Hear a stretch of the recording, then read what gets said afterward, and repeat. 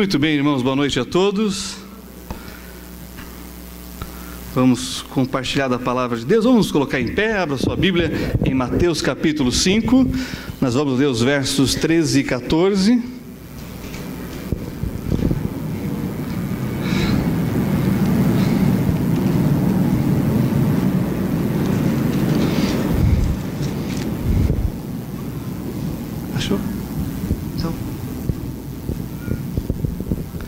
Mateus capítulo 5, versos 13 a 14, e o nosso tema nessa noite é Fazendo a Diferença no Mundo Indiferente. Se você já está lá em Mateus 5, 13 e 14, diga amém. Amém. Obrigado. Se você ainda não chegou, diga espera, pastor. Opa, todo mundo comigo? Vamos ler então as Sagradas Escrituras que diz: Vós sois o sal da terra, e se o sal for insípido, com que se há de salgar? Para nada mais presta, senão para se lançar fora e ser pisado pelos homens. Vós sois a luz do mundo, não se pode esconder uma cidade edificada sobre um monte. Vamos ter mais uma palavra de oração? Oremos ao Senhor. Pai, na Tua santa e bendita presença estamos para Te louvar, para celebrar a vida, para, ó Deus, demonstrar a nossa gratidão por tão grande salvação e nos alimentarmos da Tua palavra, desenvolvemos essa comunhão maravilhosa com os nossos irmãos, Te louvando, Te adorando, orando e intercedendo, ó Pai, que o Senhor, através do Teu Espírito Santo, possa edificar a cada um aqui nessa noite e que, como igreja do Senhor, possamos manifestar essas duas características, ó Deus, que pode fazer de um mundo apático, um mundo, ó Deus, que tem a manifestação da glória, da graça e da misericórdia do Senhor, através da Tua igreja, de nós mesmos. É o que pedimos em nome do Senhor Jesus Cristo. Amém. Poder sentar, irmãos? O mundo é um lugar em que moramos, sem contudo pertencermos a ele. Vivemos no mundo, mas não somos do mundo. Falando isso para adolescentes e um grupo de jovens, eles responderam: então quer dizer que nós somos alienígenas? Já que não somos desse mundo? Aí eu pude explicar para eles a diferença das palavras mundo que aparecem na Bíblia. São algumas palavras, as principais duas que eu quero destacar. Mundo como planeta, terra, onde nós habitamos, vivemos e temos tantas belezas naturais criadas pelo Senhor. E a outra palavra mundo é no sistema de sistema organizado contra o caráter e a santidade de Deus. Fazemos parte deste mundo como peregrinos da terra, mas com relação a esse mundo, o sistema, nós não podemos concordar com ele, porque ele vai de forma contrária à vontade do Senhor. Jesus orou assim, lá em João 17, não peço que os tire do mundo, mas que os guarde, os livre, mesmo estando no mundo.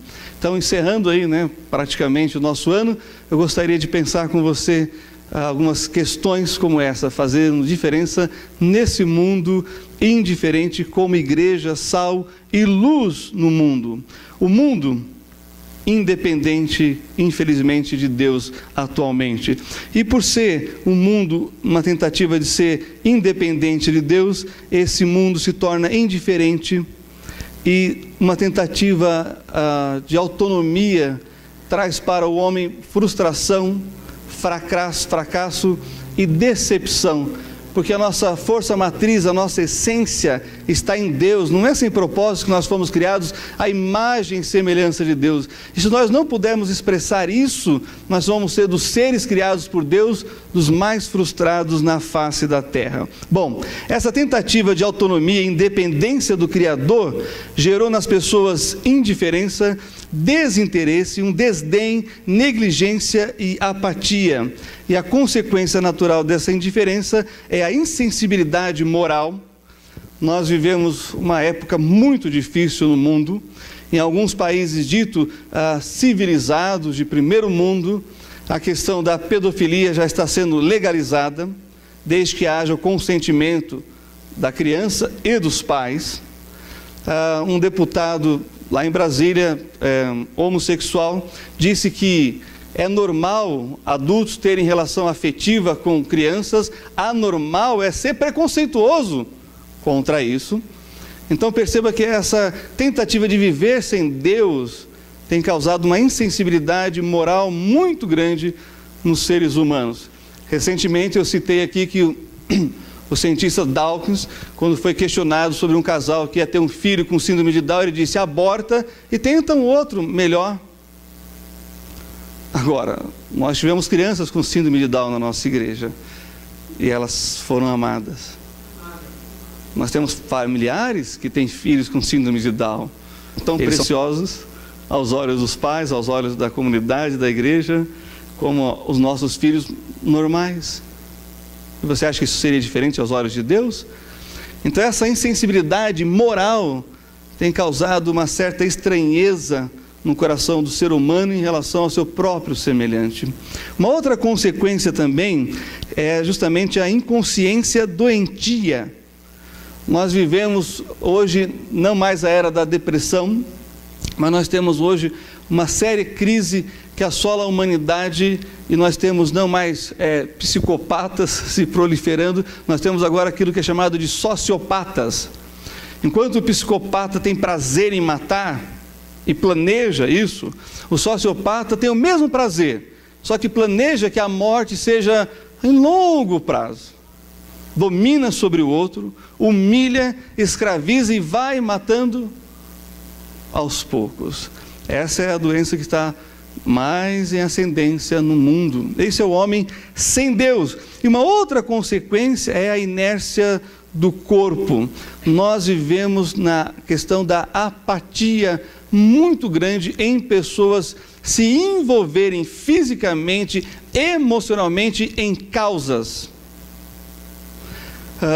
Nós tivemos lá no Darcy Vargas, hospital no Morumbi, hospital público de referência, e nós percebemos assim um capricho, um cuidado, uma limpeza, uma organização que parecia até um hospital particular. Mas aí qual foi a nossa surpresa? Alguns ricos moradores ao entorno mantêm o hospital. Até agora, no dia 25, a lista de presentes, olha, cada presente que as crianças que ali são tratadas iriam receber. Por quê?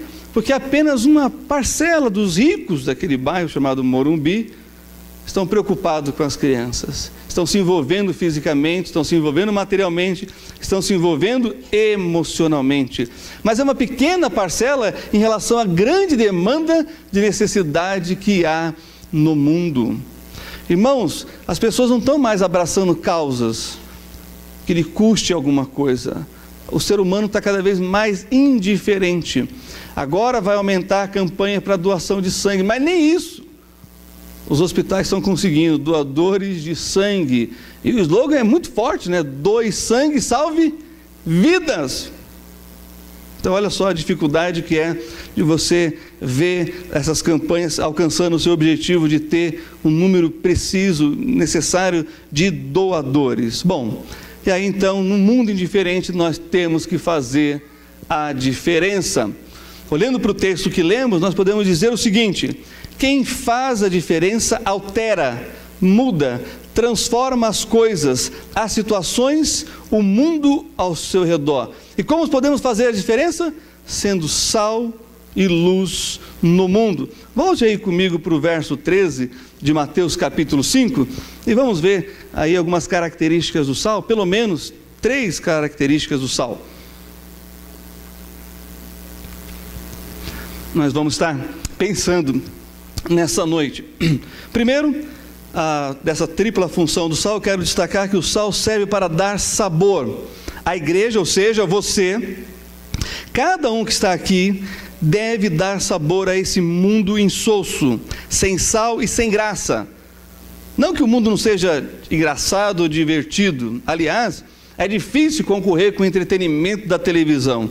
Talvez a única coisa que pode atrair uma pessoa para a igreja, e tomara que seja exatamente isso, é o poder da palavra de Deus, porque não vai dar para competir com o circo que você tem dentro da sua sala. É muito mais animado. Então não é dessa graça que eu estou falando.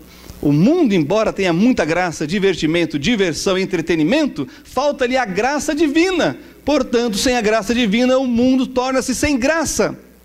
Sem a graça divina. Em outras palavras, nós podemos fazer a diferença porque nós somos o sal da terra, podemos dar sabor. A Bíblia registra grandes feitos realizados por personagens que fizeram a diferença ao longo da sua vida, da sua história. Como, por exemplo, quero citar apenas 2 aqui. José, no Egito, salvou o mundo de uma fome devastadora. Davi venceu o gigante Golias, libertou o seu povo, a nação de Israel, do sofrimento imposto pelos filisteus. Mas olha que interessante, esses grandes feitos realizados por esses 2 personagens da Bíblia, na verdade, é uma somatória de grandes pequenos feitos que eles fizeram. Eu já percebi que nós, às vezes, estamos dispostos a termos grandes atos de coragem, mas poucos de nós estão dispostos a terem pequenos atos de coragem no dia a dia. No aconselhamento é muito comum você ouvir o marido falando: olha, pastor, eu estou disposto a fazer qualquer coisa. Eu falei: mas por que você não começou então há 20 anos atrás? Aí a esposa diz: pastor, eu faço o que for preciso pelo meu filho. Mas por que você não começou no momento em que você desejou tê-lo?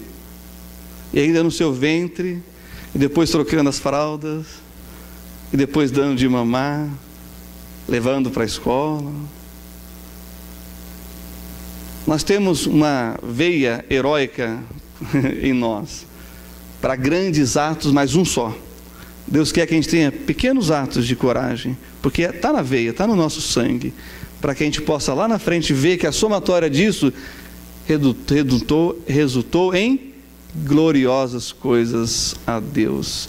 José foi muito eficiente na casa de Potifar, foi eficiente na cadeia, por isso ele estava sendo preparado, e nisso ele estava sendo preparado para poder cuidar de um projeto grandioso de salvar o mundo da fome. Se Davi fosse incapaz de cuidar do rebanho do pai dele, ele não teria a experiência de matar uma ursa e um leão por causa das ovelhinhas, e portanto estava apto a enfrentar quem?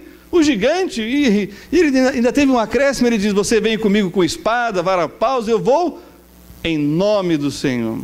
Então percebam que eles chegaram aonde chegaram, nesses grandes feitos, porque lá atrás começaram a fazer pequenas coisas que foram fazendo grandes diferença na vida desses personagens bíblicos. E é isso que o dar sabor se propõe, que você comece a salgar de pouquinho, para não perder o ponto, para não salgar demais. Porque se você salgar demais, a carne vai ter que lavar a carne, vai ter desperdício de sal, e você vai ficar muito frustrado, e depois aquela água na carne, na hora de fritar a carne, você sabe o que vai acontecer, aquela fumaça toda, aquela bolha toda, e cá entre nós, mestres, cucas de cozinha, não é bom isso, não é verdade? Então vai salgando devagarzinho até você achar o ponto ideal, e aí então o sabor vai ser manifestado na sua vida e na vida das pessoas que vão estar experimentando desse sabor que você está produzindo.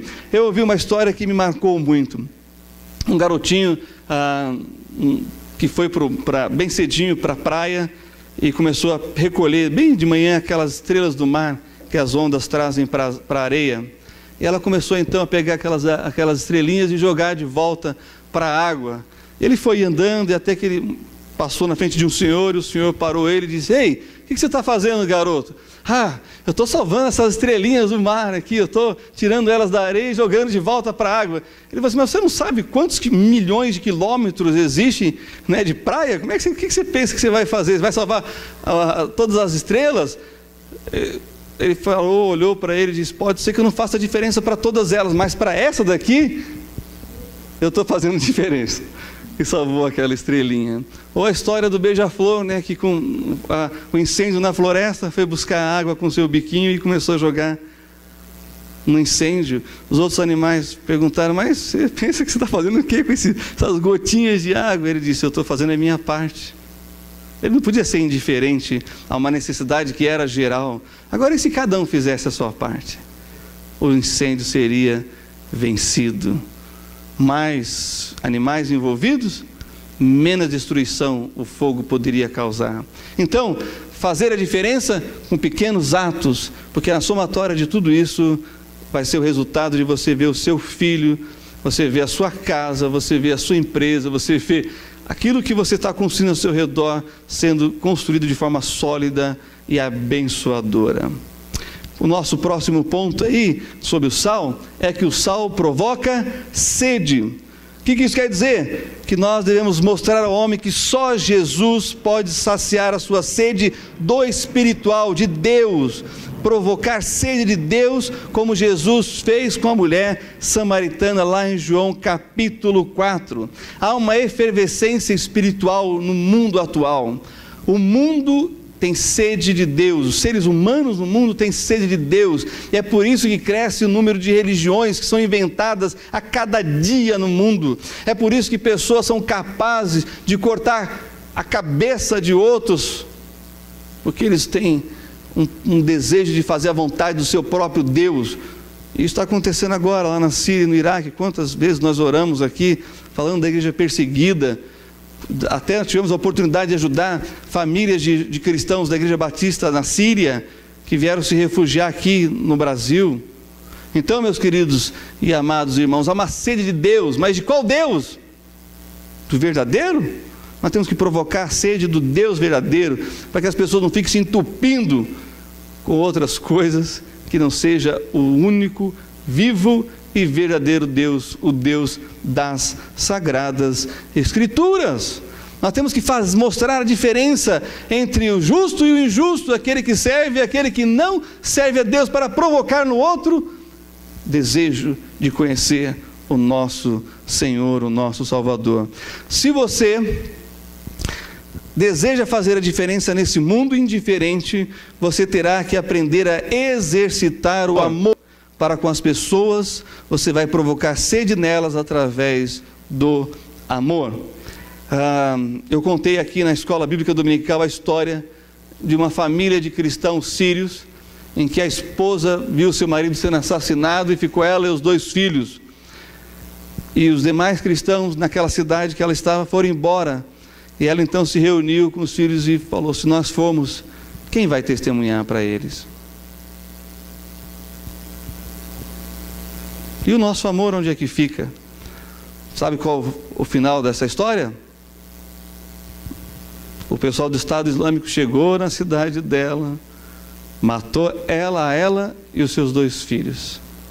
Mas o seu amor foi demonstrado através da sua própria morte e do seu sangue. Mas eu já falei isso aqui e quero repetir. Daquela pesquisa com crianças pequeninas de 4 a 8 anos, com a temática, o que é o amor?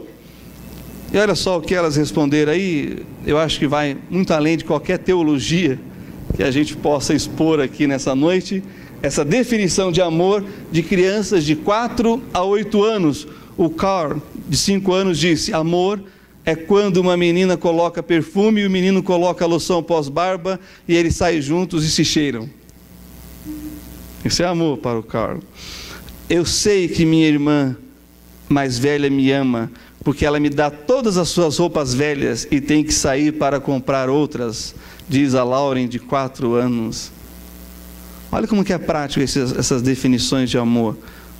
O Dani, 6 anos. Amor é quando minha mãe faz café para o meu pai e toma um gole antes, para ter certeza que está do gosto dele. Tem mais definições de amor, como por exemplo da Noelle. Ela diz: amor é quando você fala para um garoto que linda camisa ele está vestindo e ele a veste todo dia.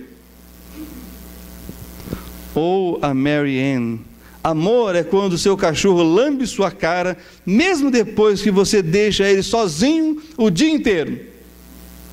E a que mais me marcou é a do Max, que ele disse o seguinte, 5 anos de idade, olha só: Deus poderia ter dito palavras mágicas para que os pregos caíssem da cruz, mas ele não disse isso. Isso é amor. Bom, tem mais aqui uma outra série aqui de que é amor. Por exemplo, Cris, de 8 anos, diz: amor é quando uma mãe vê o papai suado e mal cheiroso e ainda fala que ele é mais bonito que o Robert Redford. o pessoal da antiga, né? Hoje seria outro personagem. Ou a Rebeca, de 8 anos. Quando minha avó pegou artrite, ela não podia se debruçar para pintar as unhas dos dedos do pé. Meu avô, desde então, pinta as unhas para ela, mesmo quando ele tem artrite. Eu acho que é melhor ouvir as declarações dessas crianças sobre amor do que abrir livro de teologia sobre amor, não é verdade? Agora, vocês perceberam a tônica do amor? O amor sempre é altruísta, ele tem o outro como alvo, ele está sempre se doando, ele está sempre se entregando, ele está dando de si, dando do que tem, ele está sempre tentando beneficiar o próximo. É isso que Deus quer que a sua igreja faça, porque foi isso que Ele fez, enviando o seu Filho a este mundo. Se nós queremos provocar sede nas pessoas, nós precisamos viver esse amor que Deus revelou através do seu Filho Jesus. E em terceiro lugar, o sal serve para conservar. Antes do homem ter inventado o refrigerador, como é que se conservavam alguns tipos de alimento? Por exemplo, a carne. Através do sal. Salgando a carne. Era assim que ela era preservada. Você sabe como é que surgiu o hambúrguer? Não surgiu com os americanos. Apesar que eles aperfeiçoaram, desenvolveram e... Bom, vocês sabem o resto da história. Não vou fazer propaganda também, né, dessas fast food. Lá na Alemanha, o pessoal viajando de um lugar para o outro levava o alimento, a carne, e colocava debaixo da sela do cavalo.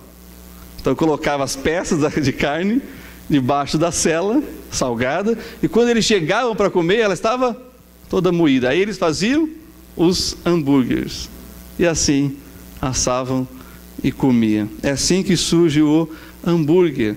Bom, o sal serve para conservar. Era assim que a carne era conservada sem o refrigerador, sem o freezer. O que isso quer dizer para nós? Se você quer fazer a diferença num mundo indiferente, comece com você mesmo, na sua comunidade, entre as pessoas com quem você trabalha e convive, conservando sua fidelidade a Deus, através da obediência à Bíblia.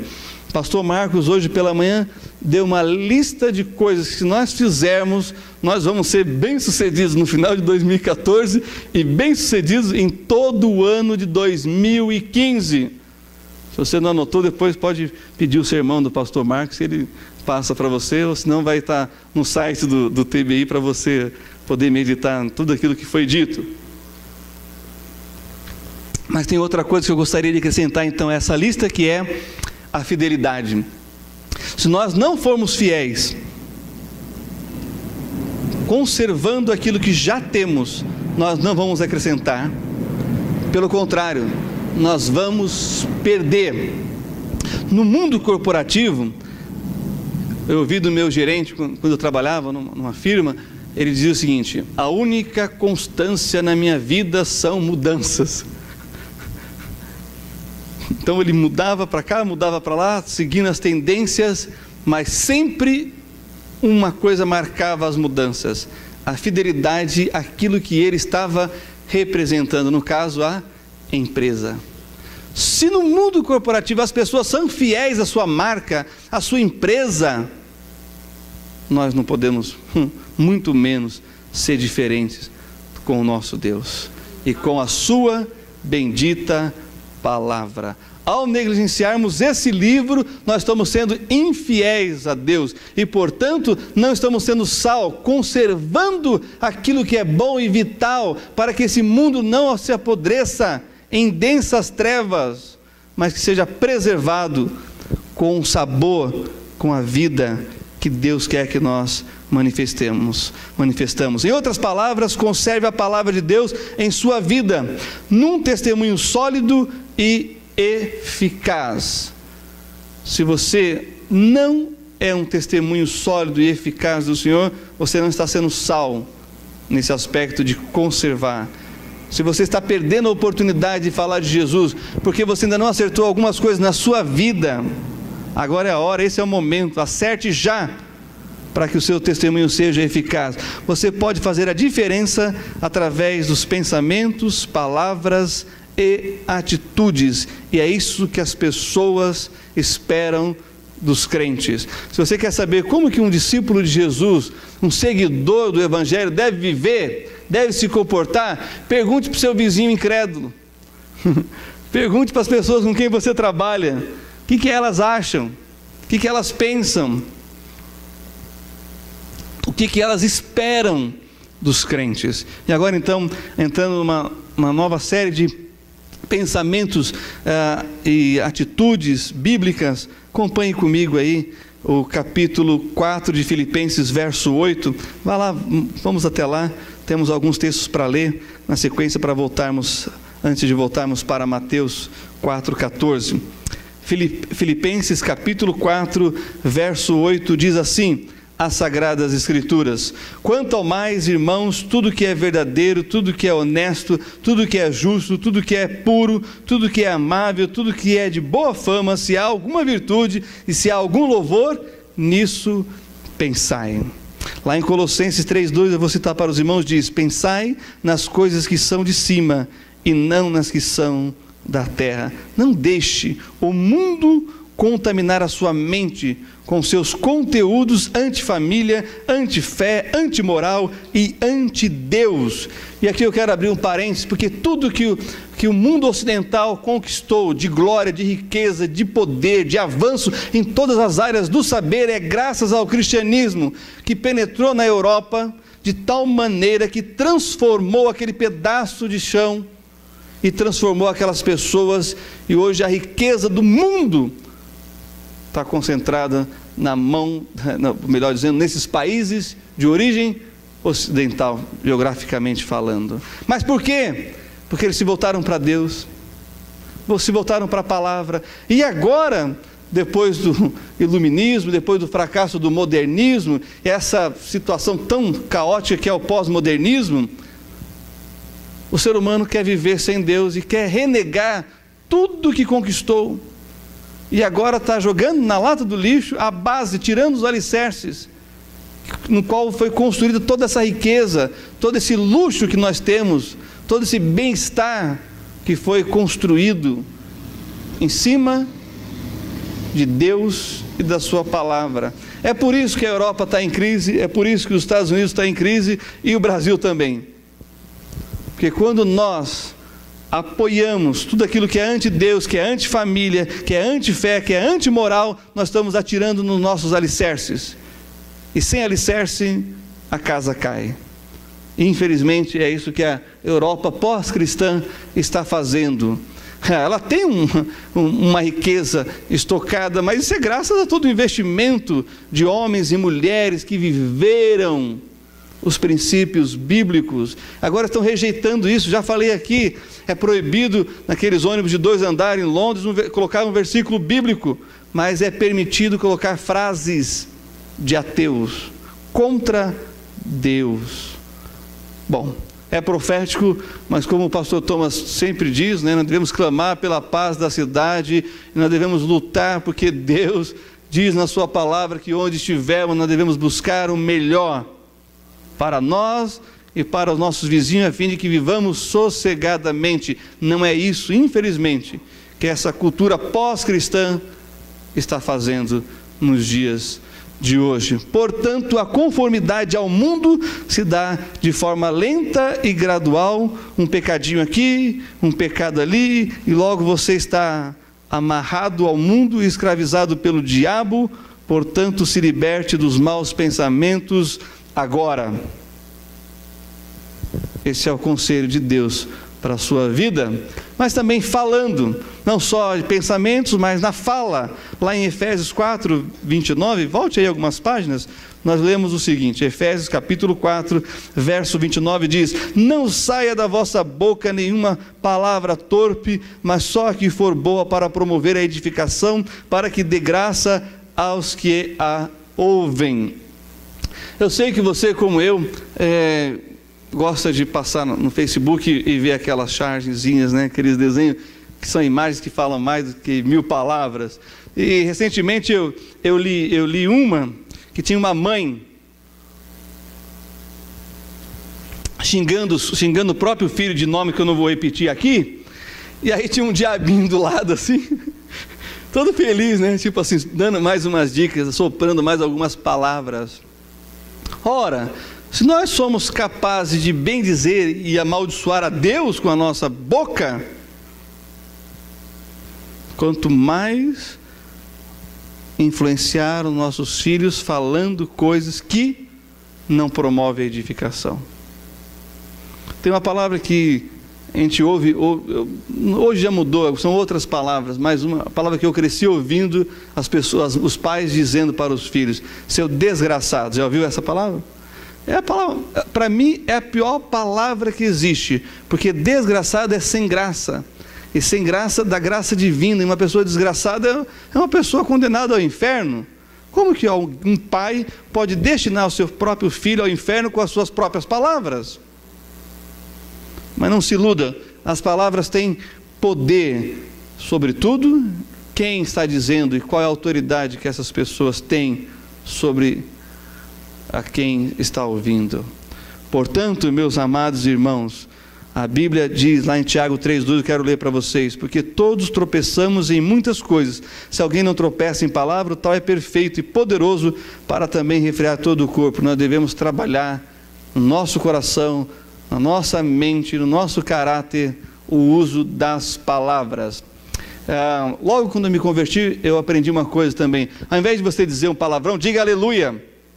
E eu fiquei assustado com isso, porque você não pode substituir um palavrão por aleluia, nem por glória a Deus, nem por misericórdia, nem... Não, você não pode. Não se substitui um palavrão usando nem mesmo um versículo bíblico. O que você tem que fazer é tirar do seu vocabulário o palavrão, é tirar da sua mente, do seu coração, aquilo que acabamos de ler aqui, palavras torpes que não edificam, que não produzem. E aí logo eu aprendi, quando casei no aconselhamento, trabalhando essa questão, tem duas palavras que você não pode usar nunca, jamais. Justamente, nunca e sempre. Você sempre fala isso, você sempre... Mentira. Ou você nunca faz isso, você nunca... Também é mentira. Nunca e sempre não se deve usar essa palavra. Ainda mais juntas, aí pronto. É o fim do relacionamento. Bom, a outra parte é agindo. Tiago 4,7, vamos até lá? Avance aí algumas páginas para frente e nós vamos chegar na carta de Tiago. Tiago, no capítulo 4, nós vamos ler o seguinte no verso 17. Aquele, pois, que sabe fazer o bem e não faz, comete pecado. Eu sei que tem muita gente aqui que escapou de pensamentos e de fala, porém, a ação é muito mais do que a gente está acostumado a ver por aí. Esse clima de Natal é fantástico, as pessoas ficam mais boazinhas, mais generosas, ficam mais educadas. Mas a Bíblia diz o seguinte: se você tem a oportunidade de fazer o bem e não faz, você está cometendo pecado. A omissão é o que basta para que o mundo piore. E omissão sabe de quem? Daqueles que sabem a verdade. Eu estou falando da igreja do Senhor Jesus Cristo. Nós precisamos agir. E aí eu quero destacar uma coisa importante: busque relacionamentos baseados no temor do Senhor. Não tenha, eu quero agora me dirigir aos adolescentes e jovens, não tenha amigos, e os adultos também, que não possam entender a sua fé e obediência a Deus. Não tenha amigos que não possam entender a sua fé e a sua obediência a Deus. Isso é muito importante. Faça a diferença, influencie e não seja influenciado. Seja um crente em qualquer situação, mais cedo ou mais tarde, Deus te honrará. Essa é a grande verdade. Bom, quando nós dizemos para não buscar relacionamentos com incrédulos, com pessoas que não vão te entender, não quer dizer que você não pode trabalhar, se relacionar com elas. Você não deve se aliar a elas, criar sociedades com elas. E, portanto, busque relacionamento com pessoas que têm o mesmo propósito de vida que você. E aqui já foi comprovado através de estatística, que hoje a segunda causa nos divórcios são o dinheiro. O dinheiro era o primeiro, mas agora foi para segundo lugar no ranking. As pessoas se divorciam em segundo lugar, né, das razões por causa de dinheiro. Mas hoje a primeira é incompatibilidade de gene. Ou seja, as pessoas não têm os mesmos propósitos, não têm os mesmos desejos, não querem as mesmas coisas e se unem. Vão durar quanto tempo? Não vão durar. Essa história do que os opostos se atraem, isso é só para causar dor e sofrimento. Se atraem só para isso. Mas quer dizer que a pessoa que é tão diferente de mim não posso viver com ela? Desde que vocês tenham, apesar de terem costumes, hábitos diferentes, e aí nesse aspecto, né, que eu estou me referindo agora, se vocês tiverem o mesmo propósito espiritual, emocional e de vida, aí é claro que vai dar certo. Mesmo que um seja, na questão de temperamento, mais extrovertido e o outro nem tanto. Mas se você coloca uma pessoa extrovertida e a outra não, e não tem nenhum propósito que una essas características de temperamento, não vai dar certo mesmo. Portanto, mesmo que as pessoas sejam iguais e parecidas, se elas mesmo assim, na sua personalidade, não tiver propósitos claros, definidos, que elas estejam juntas, também não vão durar. E quem tem que ser o primeiro propósito? Deus. Segundo propósito, a família. E aí, meus queridos irmãos, tem uma lista que a gente poderia estar citando aqui, mas que vocês já sabem, vocês já ouviram, é só viver isso. Mas busque então propósitos em comum, em causas que vocês possam trabalhar juntos, na igreja, na vida em família. Por exemplo, tem gente que gosta de praia, a esposa gosta de praia e o marido gosta de campo. E aí como é que faz? Separa, que vai cada um para um lugar? Não! Satisfaça o gosto do seu cônjuge, vá para a praia e depois o cônjuge vai satisfazer o seu gosto. E aí vão para o campo. É isso que a gente espera de pessoas maduras na palavra do Senhor. Mas o grande alerta aqui para os jovens é: não se coloque em jugo desigual. Isso vai trazer muitas dores para você, para a sua família. Bom, assim deve ser a vida do crente no mundo: conservar, despertar o interesse e dar sentido à vida.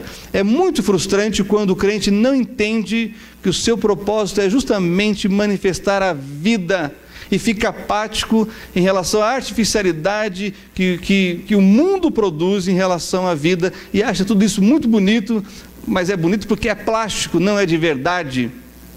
É só uma ilusão para capturar a sua e a minha atenção. A vida de verdade envolve limpeza de casa, arrumação de casa, envolve criança na escola, banho, roupa para lavar, cozinha para fazer. Porque cá entre nós, essas novelas da Globo é uma maravilha. Pobre não tem problema nenhum nessas novelas. Dorme e acorda maquiada as mulheres, é impressionante. Tem todo tipo de joias. Você nunca vê eles trabalhando. E até nas casas, no morro, no Rio de Janeiro, meus irmãos, tem coisas que tem lá que não tem na casa da maioria de nós aqui. E eles estão sempre em casa com a mesa farta e fruta de todo tipo. Parece que tem um hortifruti lá na favela. Será que é assim na vida real? Não é não. Mas eu conheço muita gente, muito pobrezinha financeiramente falando, materialmente falando, que tem mais vida do que essa vida de estúdio, de cenário, produzido artificialmente na televisão brasileira. É disso que Deus quer que a gente saiba e que a gente viva isso com intensidade, porque é de verdade. Nós temos verdadeira vida. E aí a segunda parte de Mateus, volte comigo para Mateus capítulo 5, e assim a gente vai para a segunda e última parte do texto, que fala sobre a luz. Mateus 5, 14, olha só o que o Senhor Jesus diz aqui nesse verso: Acompanhe comigo, Mateus capítulo 5, verso 14, diz assim as Sagradas Escrituras: vós sois a luz do mundo, não se pode esconder uma cidade edificada sobre um monte. Quando o Senhor Jesus fala de luz na Bíblia, a referência dele é a menorá, o castiçal de ouro, que ficava aceso 24 horas, diuturnamente, iluminando o caminho do sumo sacerdote na presença de Deus. Era essa luz que estava na mente e no coração do Senhor Jesus. Ele vai dizer: eu sou a luz do mundo. Depois ele vai dizer para os discípulos: vós sois a luz do mundo. Lá em Apocalipse ele vai dizer que ele anda entre os 7 castiçais de ouro. Sabe quem são os 7 castiçais de ouro? As 7 igrejas do Apocalipse. Ou seja, nós somos a luz de Cristo no mundo. E portanto, meus queridos e amados irmãos, nós precisamos saber qual que é o combustível que mantém a luz acesa. Sabe qual que é? O azeite, na época bíblica. Sabe o que o azeite representa na Bíblia? A ação do Espírito Santo na sua vida. Olha só o verso 15 e 16: nem se acende a candeia e se coloca debaixo do alqueire, mas no velador, e dá luz a todos que estão na casa. Assim resplandeça a vossa luz diante dos homens, para que vejam as vossas boas obras e glorifiquem o vosso Pai que está nos céus. Eu tive o privilégio de entrar em ruínas de casas de mais de 3.000 anos lá em Jerusalém. E uma coisa que é uma marca indelével nessas ruínas é a parte onde era colocada a lâmpada. Porque lá tem, na parte onde era o velador, mais ou menos assim, tem essa curvinha para ser colocada a lâmpada, no canto da casa para iluminar a casa toda, é que a parede e o alto está toda queimada.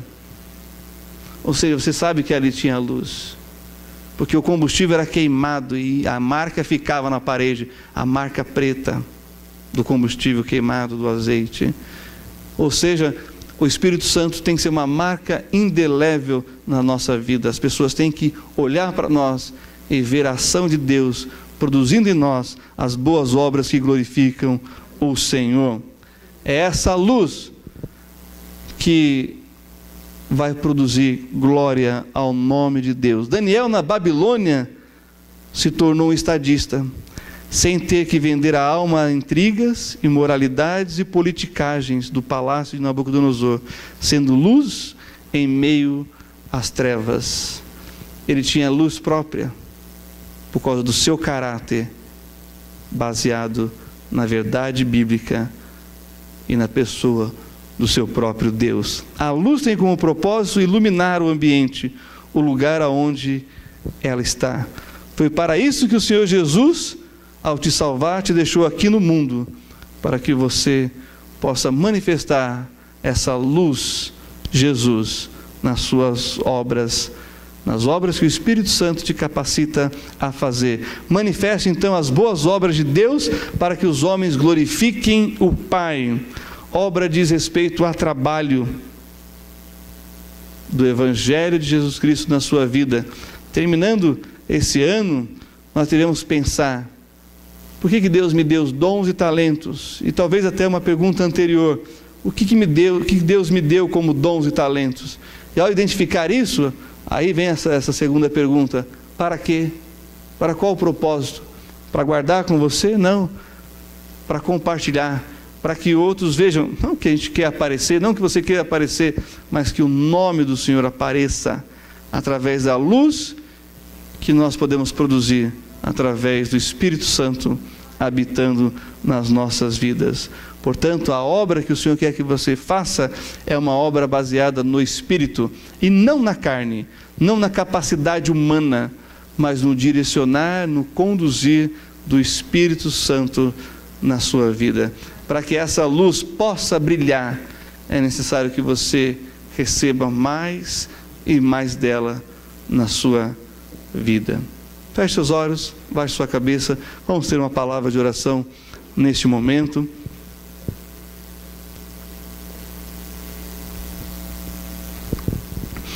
Pai, aqui estamos, Senhor, na Tua casa, para Te louvar, para Te bendizer e para reconhecer os Teus grandes feitos em nossas vidas.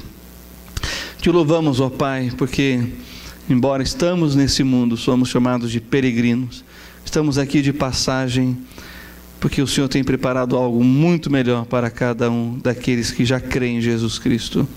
Mas enquanto o Senhor nos permite peregrinar por essa terra, que não venhamos a esquecer que o Senhor tem nos colocado aqui como sal e luz.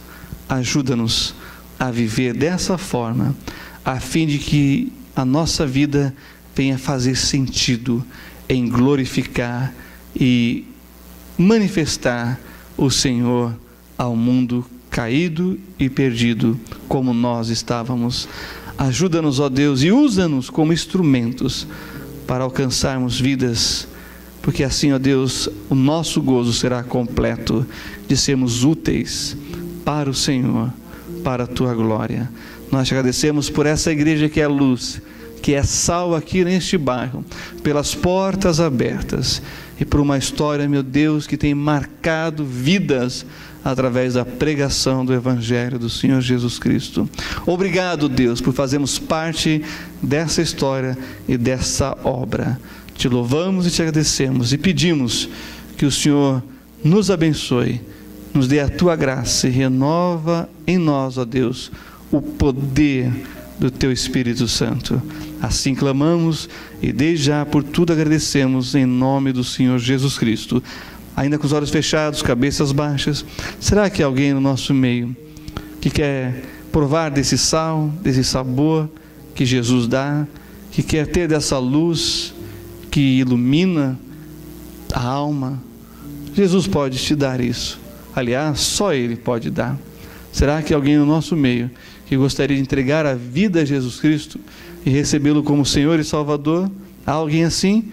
Eu gostaria que você, com o gesto da fé, levantasse a sua mão, e assim eu vou entender que você está querendo receber Jesus no seu coração como seu Senhor e seu Salvador. Há alguém assim no nosso meio? Levante sua mão. Você quer entregar a sua vida a Jesus? Você ainda não fez isso? Levante sua mão. Eu quero orar por você. Há alguém assim? Se Deus tocou o seu coração para a salvação, amém. Temos uma pessoa lá atrás. Há mais alguém? Não tenha vergonha de Jesus. Ele não teve vergonha de você. Quando Ele subiu naquela cruz e morreu para te dar vida eterna, Ele foi ao inferno por você, para não ir ao céu sem você. Há mais alguém que gostaria de entregar a vida a Jesus? Há alguém assim no nosso meio? Levante sua mão. Esse é o gesto da fé. Há mais alguém? Há mais alguém? Pai, o Senhor sabe, o Senhor conhece cada coração. Trabalha nessas vidas, eu te peço em nome do Senhor Jesus. E, ó Deus, sobre essa pessoa que levantou a sua mão, dá a ela, meu Deus, a alegria da salvação. Escreva o seu nome no livro da vida do Cordeiro, e que nós, como igreja, possamos acolhê-la e ajudá-la a crescer de dia em dia na fé, na graça e no conhecimento do Senhor Jesus Cristo. São essas coisas, ó Deus, que eu te peço e desde já te agradeço por tudo que o Senhor tem feito e ainda há de fazer nas nossas vidas. Obrigado, Deus, em nome do Senhor Jesus Cristo. Amém.